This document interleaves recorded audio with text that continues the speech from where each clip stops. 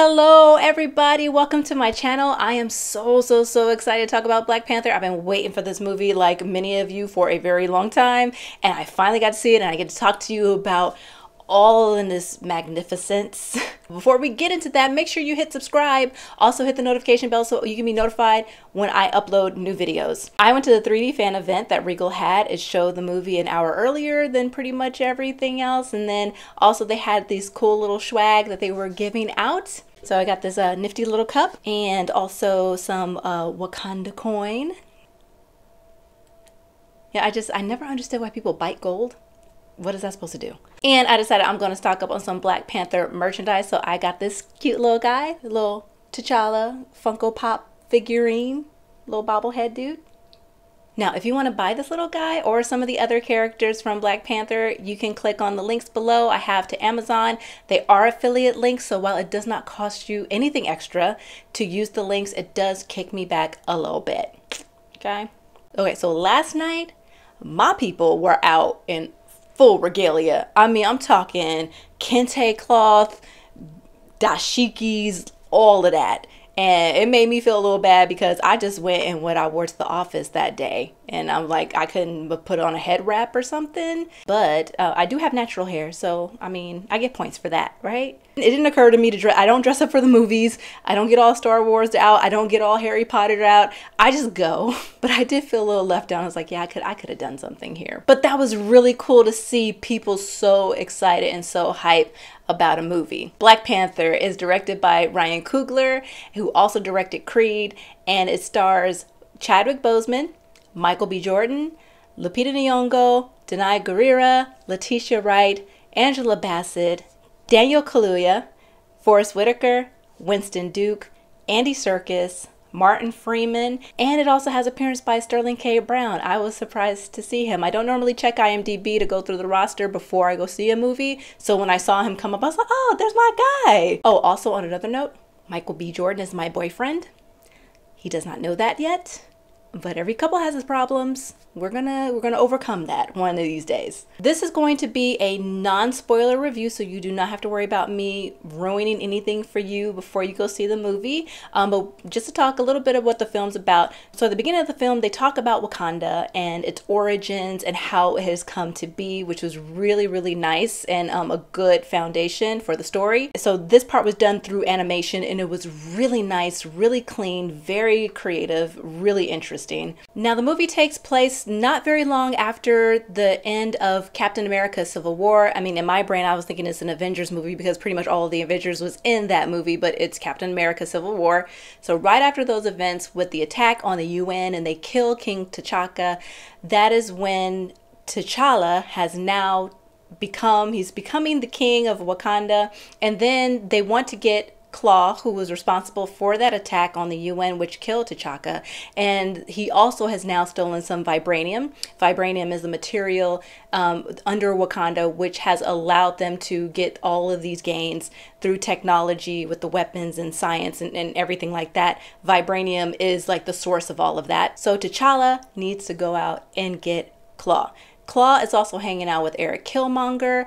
His intentions, I'm not going to talk about that because that would be a spoiler to say what his deal is. So the first half of the movie is like, we need to go get Claw and bring him to justice in Wakanda. And then the other half of the movie is like something far bigger and far more reaching than that. First impressions on this movie. It was really awesome. It was beautiful. This attention to detail with the costumes, with the weapons and all of the props involved, the scenery, like everything was incredible. And this movie was funny. So Letitia Wright, she plays Shuri. She is T'Challa's sister. She's the princess of Wakanda. She is so funny in this movie. Hilarious. And then there's all these other funny moments that pop up unexpectedly throughout the movie. So it is interesting. There are all these different elements of African culture sort of mixed in throughout this whole movie. So when it comes to the clothing, when it comes to the fighting styles, the dancing, the weapons, the language, all of this that you see in this film is like this mixture of all these different African cultures. So that was really cool. So Marvel has never made a film that is so culturally significant, so culturally deep. Like, this isn't a big action popcorn movie. It has all of those elements too, but then it also talks about these deeper issues in a way that you rarely see in some movie that's on a level like this. So it has a lot of commentary about Black identity, about social responsibility, these big questions about, Wakanda is like this bastion of, science and technology and industry, and they isolate themselves. And so everywhere outside of them, people are suffering. Black people are struggling with things like with racism and all of those things that come along with living in a system where you are oppressed. And Wakanda can help out with those things. So that's the question, is like, well, if you have the means to help people who are suffering, do you? Even if that means it can come at the cost of you living in this bubble that you've been living in, untouched by the world. Should you open yourself up to helping other people? So if you think about that on the spectrum of like complete isolation or being completely open to the world, you have King T'Chaka on this side, who has been pretty much towing the line that all of his ancestors before him, since the discovery of this vibranium, they have felt that we need to keep Wakanda closed off for Wakanda's sake. And then you have Nakia on the other side, who says we need to open this up because we need to help people. There are people out there and we can do a lot. We can do so much with what we have. And then now you have King T'Challa in the middle, who is now trying to reconcile these two different ideas.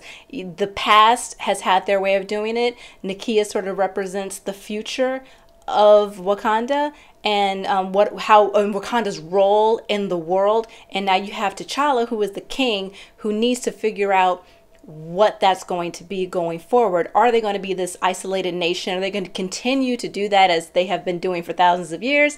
Or are they going to step out and show the world who they are? So far, they've been telling everybody they're a third world country, but that obviously is not true. So now are they going to lift the veil and show everybody who they are, and with that begin to come to the aid of people who need the help? And this film is also very complicated in its characters. So Claw, it is very easy to not like him as a villain because of his motivations. They're selfish. He just wants to get paid.